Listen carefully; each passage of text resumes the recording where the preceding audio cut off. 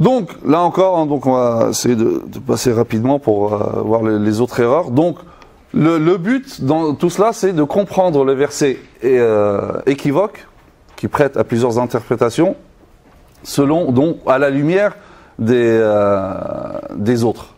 D'accord? C'est comme lorsqu'on parle des attributs divins, ce qu'on appelle les attributs divins dans le Coran. Lorsque on parle des versets qui parlent par exemple de la main, hein, du pied, du visage, du côté. Hein. Ça, c'est des versets équivoques ou sans équivoque?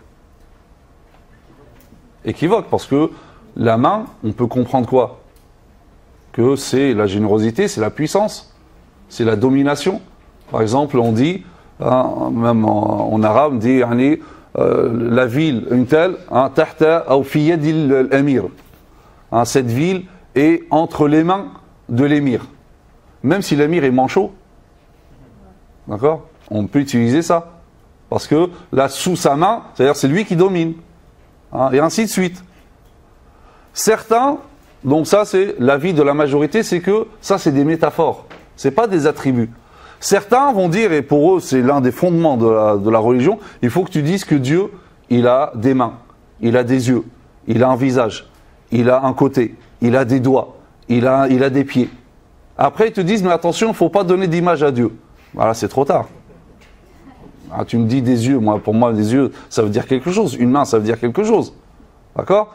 Et là, ce que font la majorité, ils disent, attention, ça c'est des versets équivoques, il faut les comprendre à la lumière des textes univoques. Parce que dans les autres textes, Allah dit, Laysa kamithlihi shay. Rien ne lui ressemble. D'accord? Or ça c'est des parties. Donc Allah il ne peut pas être composé de parties. Walam yakun lahu kufuwan ahad. Hein? Et rien n'est égal à lui. Donc forcément, ça c'est pas, hein, on ne peut pas les comprendre au sens premier.